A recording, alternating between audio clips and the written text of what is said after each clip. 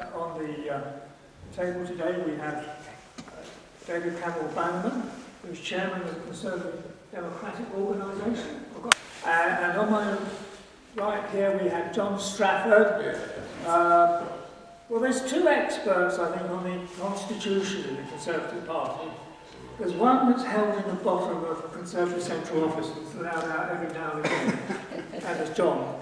So, what we're going to be discussing today is the most important thing that a constituency can do to select a candidate who will become an MP and who will then be one of the ruling people for the country. It's the most important thing a constituency does. John, do you want to? Yes. Go for it.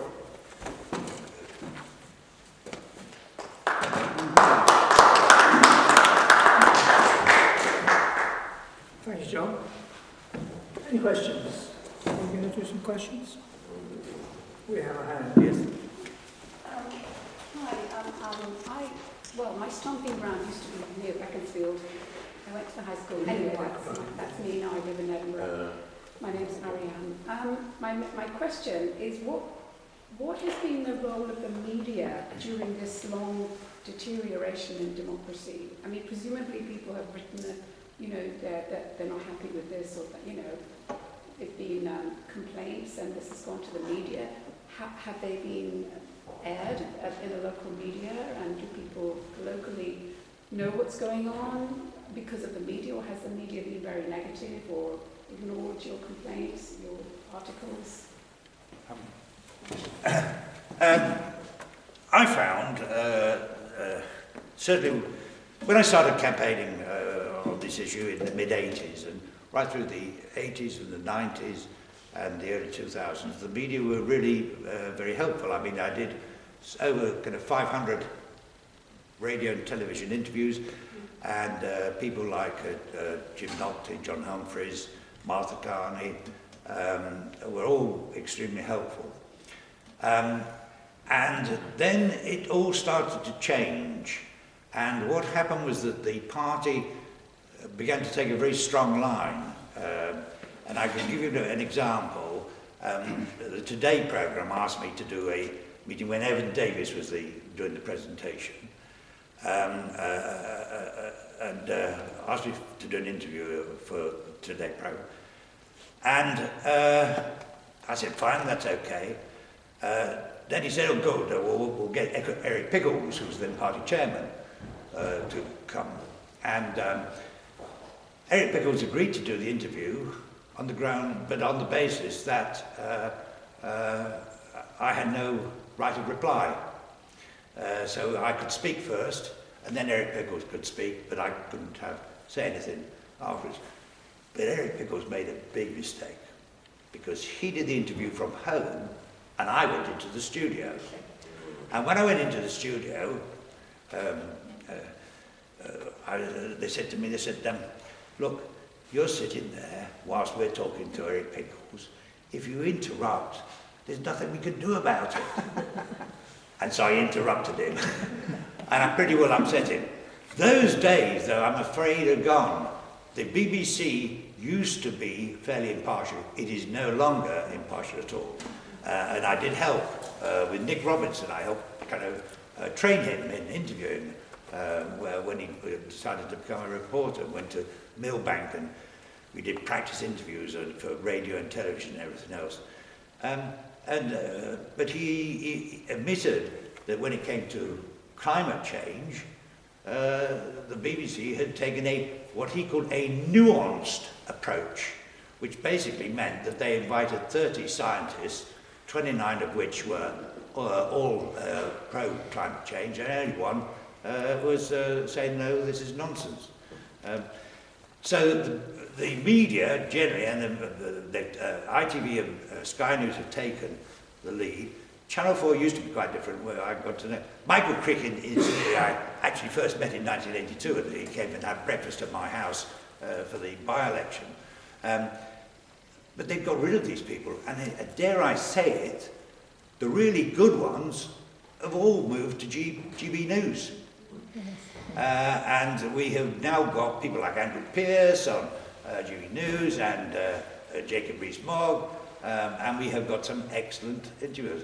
But the rest of the media are attacking GB News. They're trying to bring it down because they have gone the kind of wokey way. That's the sad thing about it. Thanks, Mark. Yeah, I mean, on the media side, I think the issue is more the media regards democracy or internal workings of parties as being a bit boring. You know, more interested in celebrities, what Russell Brand is doing and not doing.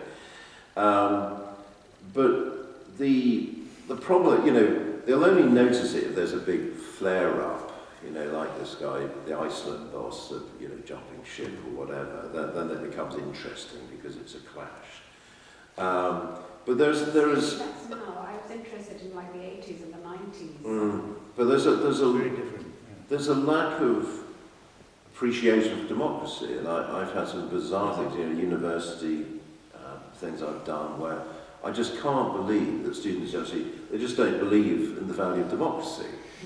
And it's got to that point, which is very, very serious. But also what's happened, it's not just the media, it's like judges, and I've taken legal advice from barristers and things, and there's been a number of legal cases on candidates and things.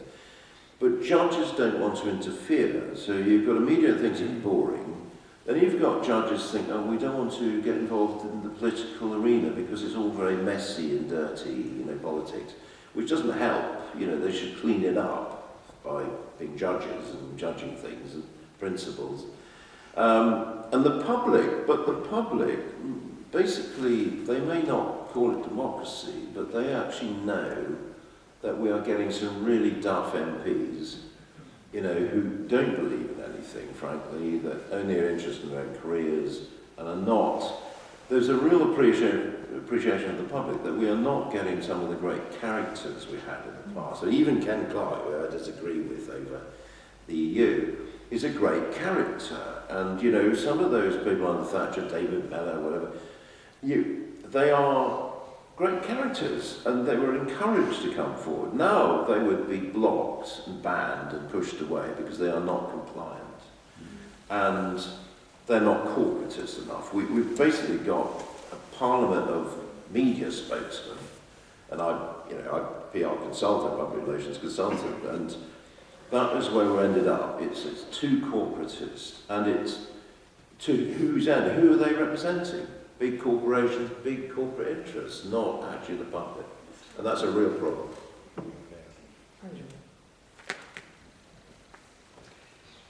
Just a few observations, please, before I do have a question at the end. What David and John have said, it's so great to hear the examples that you've quoted, and it's all so true. In terms of John, people are still buying the candidacy to be an MP. So it's still happening, and it's still happening not just in selection of candidates to become MPs. It's the lack of transparency in voting. It's happened to me on a national situation where the winner quite clearly bought the position, and her husband was put in prison for 14 years as a result of that. I think also what David was saying about to make you feel important, the number of people that have to go to CCHQ for meetings to discuss candidates at their own expense, we should highlight. And I was asked to go on my parliamentary assessment board. I was contacted at home at 7:30 in the evening to turn up for 9 o'clock in London the following morning, at my own expense for my board. And I was told before I went, try and use the term that you're a liberal-minded conservative and wear the yellow tie, which was not. So lots of things, there are a lot of hints here. And I'm saying this, I've been an occupational psychologist working for over 30 years with big companies, BP, Vodafone, Virgin. And I can tell you that the process is completely flawed. On 2 of the written tests, this is a lot to do with standardisation, but one test was 10 minutes under, the other test was 10 minutes over. That makes a huge difference in the standardisation of results. So I'm speaking from a technical point of view. I'll give you an example of during a group exercise. There were 2 women on my group. One was a very successful leader of a northern council, lots of experience in her early 50s, had a lot to offer during the discussion. Another woman in her early 30s, recently qualified as with a legal degree and lived in London. And I can tell you, unfortunately, who they selected and who they rejected. It was completely wrong. And the only reason you have simulations in an assessment board is because you can't follow the person around for a year and make assessments based on their abilities. It's completely flawed. So my question coming to this is that we know where we want to end up, and we know where we are now. And CDO, you know, I've listened to John for a number of years now and supported it, what we're trying to achieve. CDO have given a huge boost to this democracy campaign. But here we are, sparsely attended, and there's people queuing in the rain to get in across the road.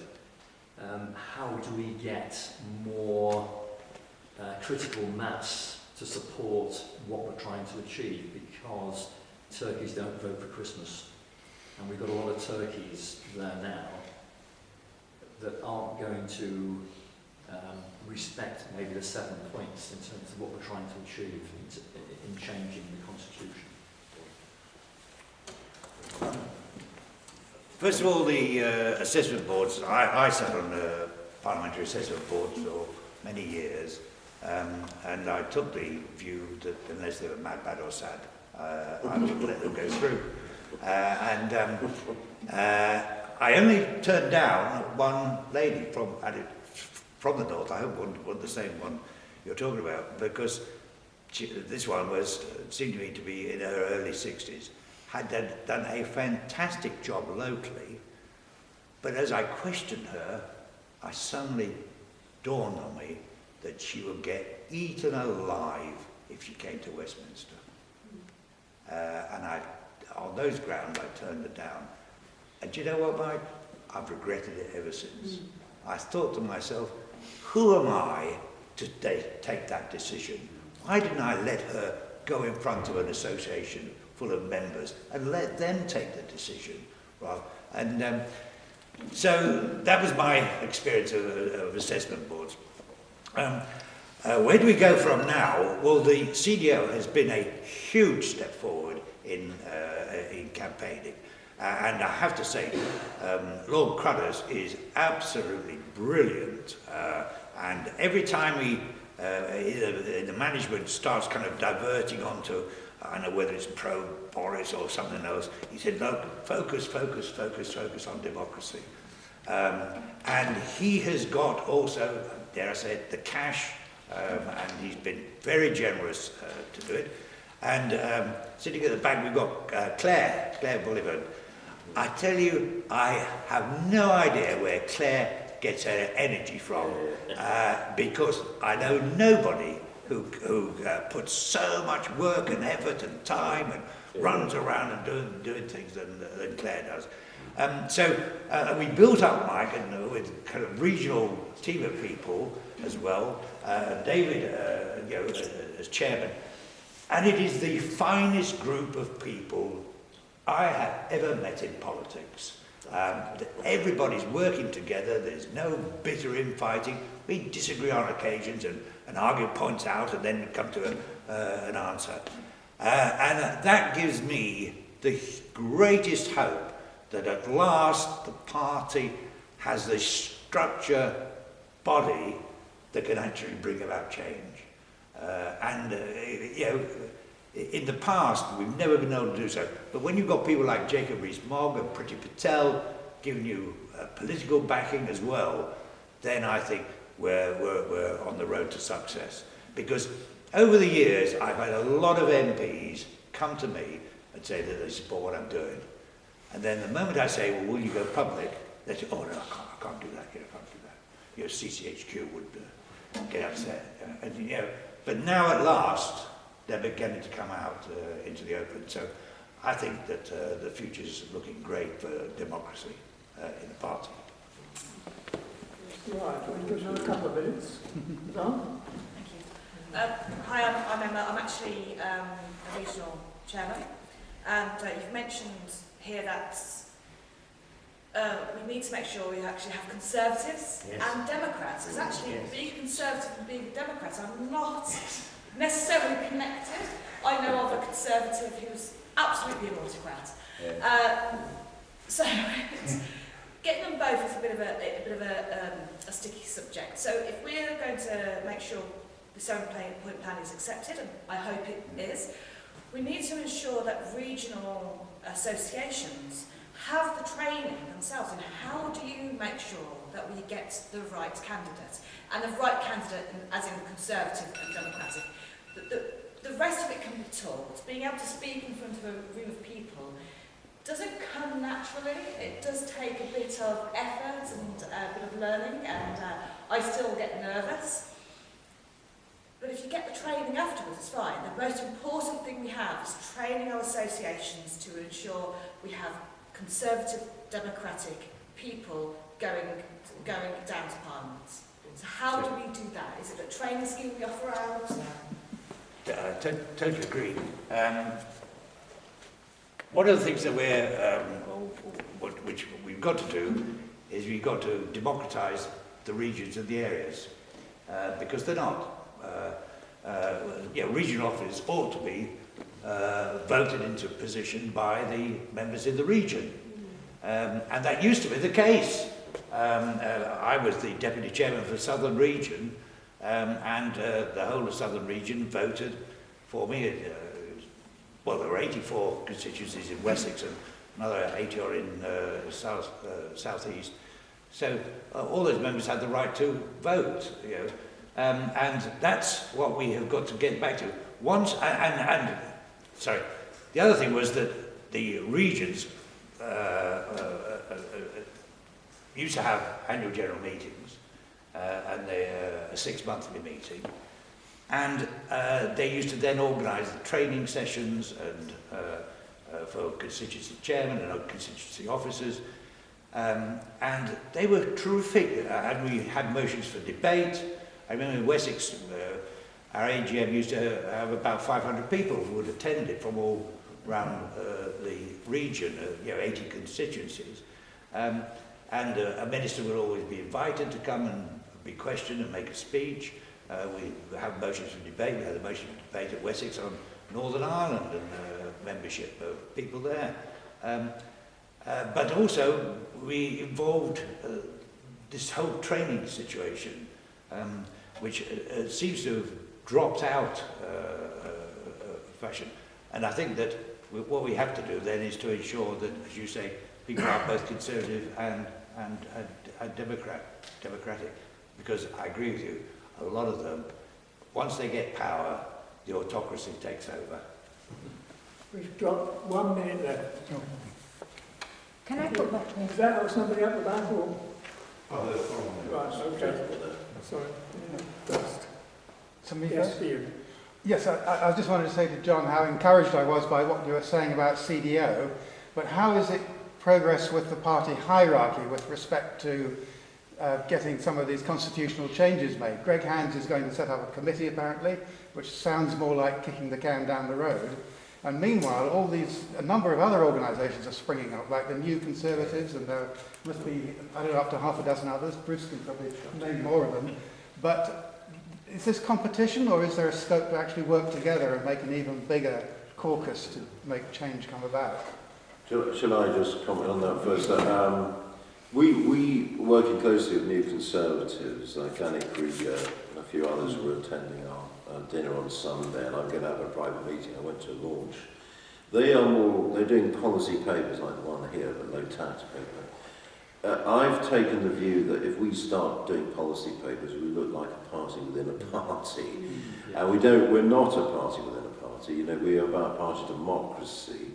But if we do polling, we can actually reflect members' views that way and reflect the polling. We did one on London candidates, and Susan Hall was the 60% plus, and so we backed her, and she, we're helping her actually as well.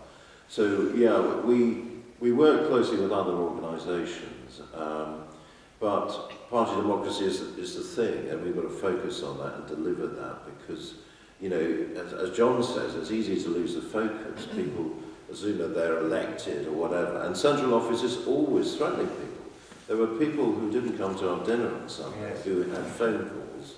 I won't say who they are, but and I get, well, probably part of the deferment I have is because I'm a strong voice of CDO and democracy. But to be fair, Greg Hand has written to us, said he's very willing to work with us, and he's got this constitutional working committee. But we don't want it in the long grass. It should be done in 6 months. It should be done by spring next year, so we can re-energise the party just before the election. Wouldn't that be useful?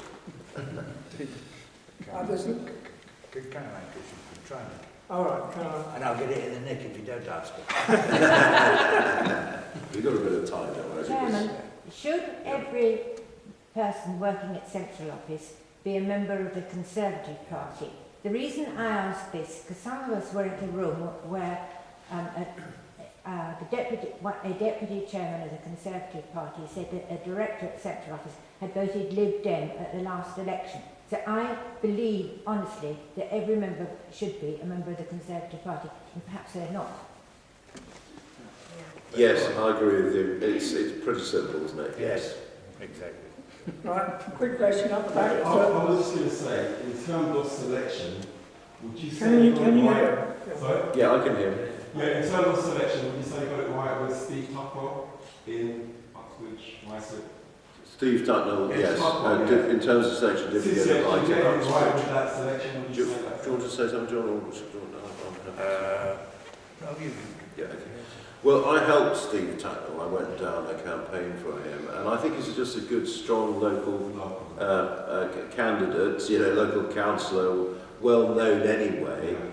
And that was very important. ULEZ was a very key issue, but also I saw some of the literature is very much based on local issues and having the right kind of guy, you know what I mean? And I think he did a great job, and I'm very pleased he won it. So CCH, you are getting it right, slowly right. Well, not occasionally. Occasionally it goes wrong and they don't fix it well enough. One final point. 3 weeks ago, I was at a supper club meeting with Greg Hands, and I said to him that there was this huge gap between the Parliamentary Party and the Voluntary Party, and number one, he should scrap HS2, and number two, he should defer the petrol and diesel cars being phased out in 2030 and put it back to 2035. Well, I don't know whether he just listened to me or took my advice, but it was nice to see that we've gone down that road. All right, good. So thank you to our two speakers here. One question, have you got a